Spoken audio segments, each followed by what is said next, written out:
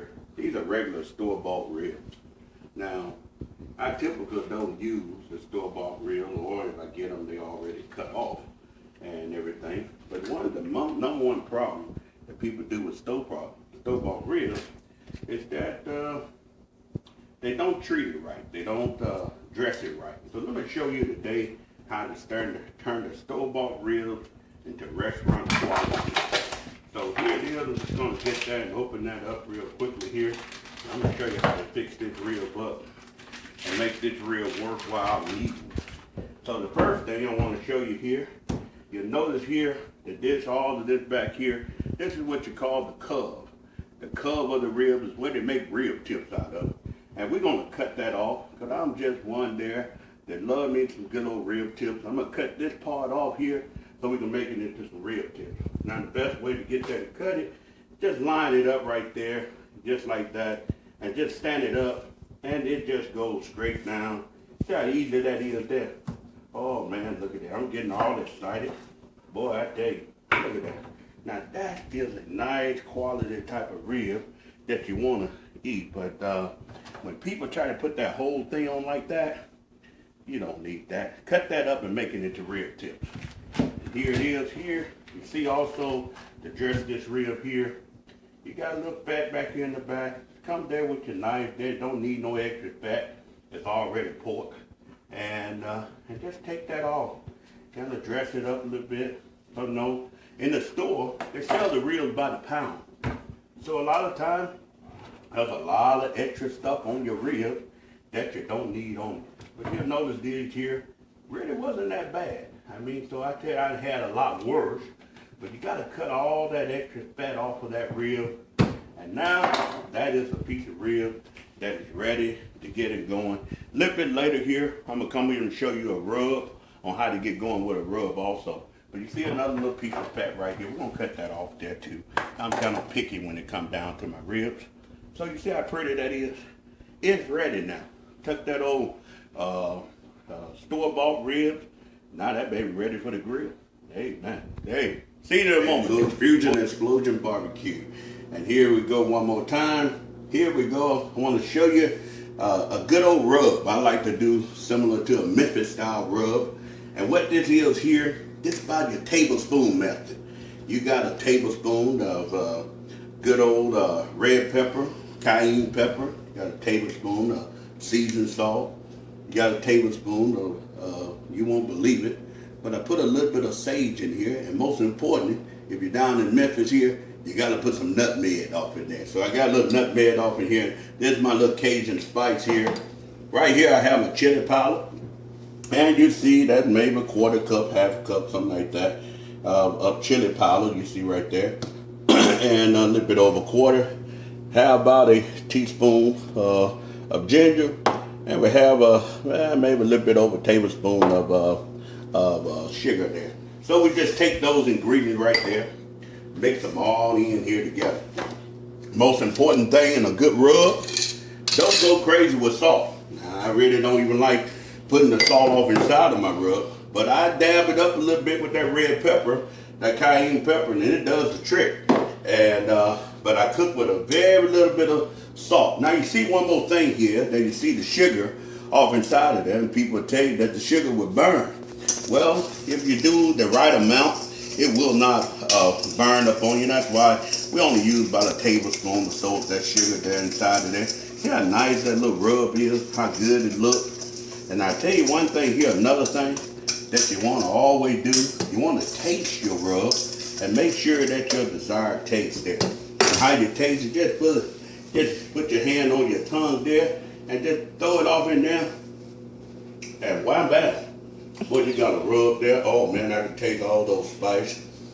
Oh boy, I tell you, that little sage coming out there. And then we're gonna take here. See, I got my rib already here, and we just take it here. Now I want to show you something here. And as we clean our rib here, not just in water, but I use Coke and vinegar, and I kind of brine it that way, soften up everything, and then we come on back over here. But that's how I clean it real good. I use Coke and vinegar when I'm doing it, but that's just the way I do it. You can do it whichever way you want to do it. So we're just going to take a season here, come in here and go real heavy with it. Oh yeah, we go heavy. And just rub it in there. You gotta take your time to it, I tell you, and just rub it real good. I tell you, that's the key to a good old, you know, Memphis style rib there. You rub it real good. Yeah, don't be afraid to put your season on. That's why if you take your time to make a good rub like what I just did there, none of the season will overpower one another. There'll be a good balance. And that's the key to having a good old barbecue. If you don't get the rub, the season right, you can throw those ribs away. But I tell you here what I'm doing here, well, it's just about where we want it to be. I'm gonna show it to you here in just one moment here. We want to make sure we get this. Don't leave nothing uncovered. I mean, get it all. And then I want you to come in there and just have a little fun in your kitchen there, you see? Have a little fun. Get that season down off inside of there. Oh boy, yeah. And throw a little bit more on the back side there. Man, we ready to go because you don't have to put waste too much on your back because it'll come off on you. And that's the, oh, my. Make me want to eat it right now.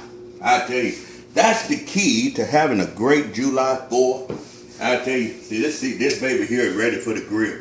I'll see you in a little bit here. We'll take it here and put it off inside the smoker. When I get ready to come back to you, I'll cold shoot. Hey, I'm James Lewis with Fusion Explosion Barbecue.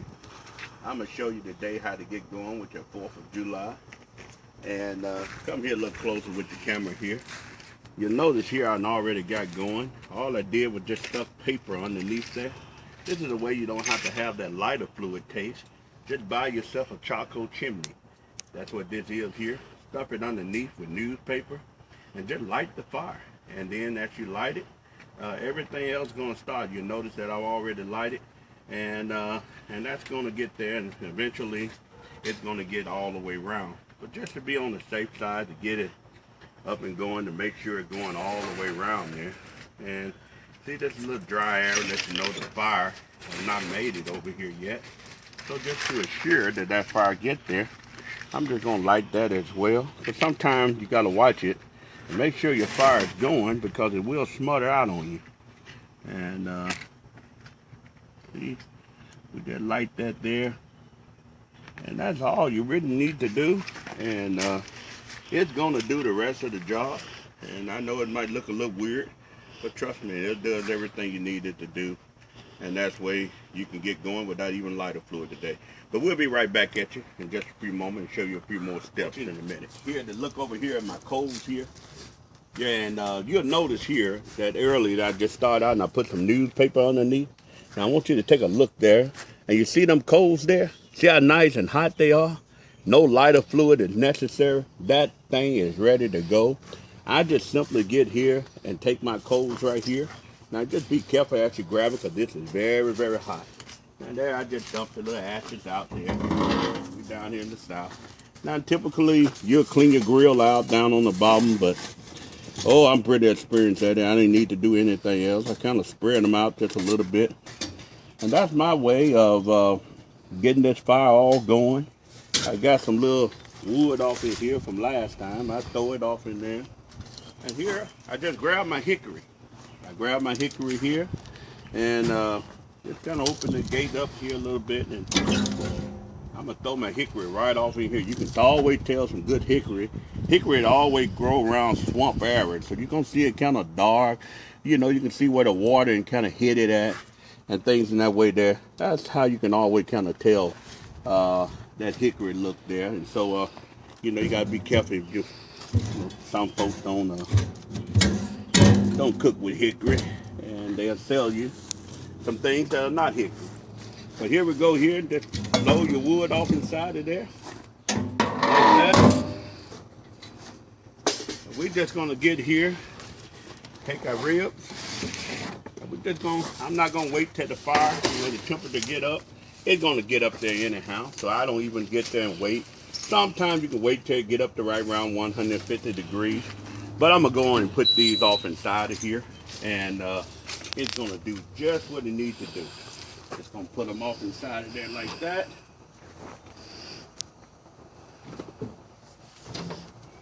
Throw that other one there. Oh, don't forget about our rib tips now. We're gonna put them off in there as well. Sometimes they get a little long on you. Just throw them in there. They're gonna all go do what they need to do.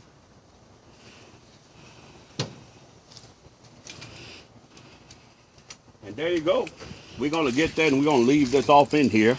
Now I like to smoke this for probably about 2.5 to 3 hours. And I'm gonna come back with you here and I'm gonna show you some delicious, delicious 4th of July ribs. Oh, people, all of y'all have a happy 4th of July, and I'll see you in a little bit just when I'm getting ready to show you these delicious ribs. And that's all it takes to make good ribs. And I'll see you in a little bit when it's time to eat. That's my favorite part.